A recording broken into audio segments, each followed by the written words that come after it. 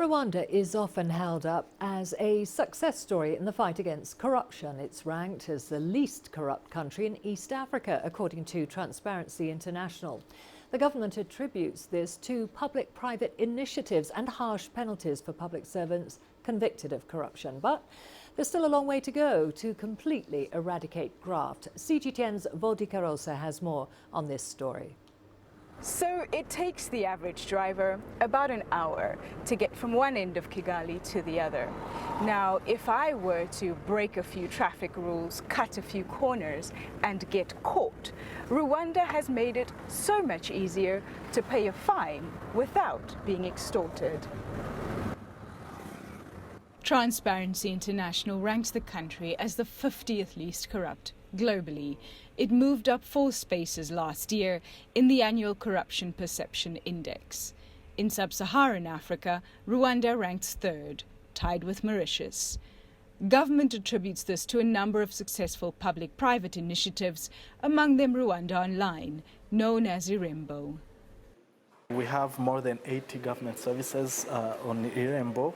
We group them into business areas or government business areas. Those business areas can be civil status, identification of people, transport, anything to do with driving license, vehicle registration, real estate, anything to do with land transfer, getting a building permit or authorization to build. We already have traffic fines on Irembo, and of course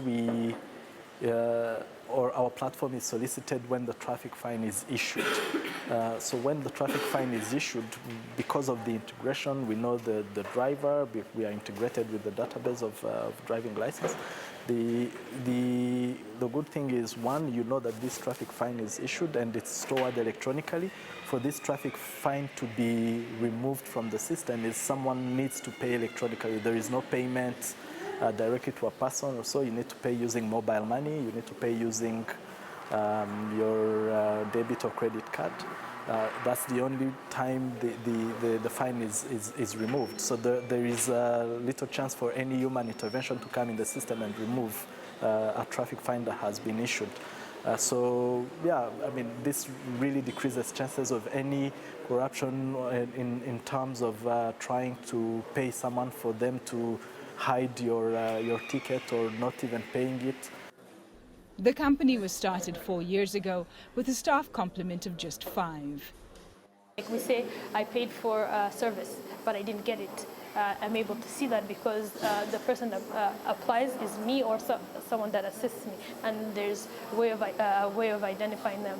And I think because everybody knows it and that path is clear, people avoid like corruption or taking money from the citizen, because they know anytime they can go back and we'll be able to trace them. But even with this system, bribery still occurs. The latest Rwanda bribery index shows over $40 million were paid in bribes in 2016, mainly at local government level.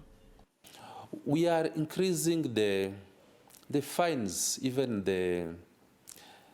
the punishment for the people involved in corruption.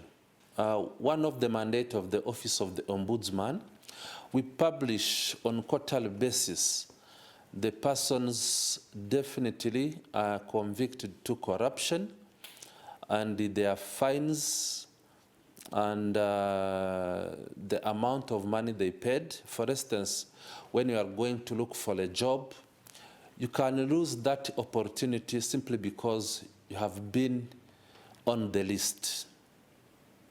Yeah, people, they fear to be on the list.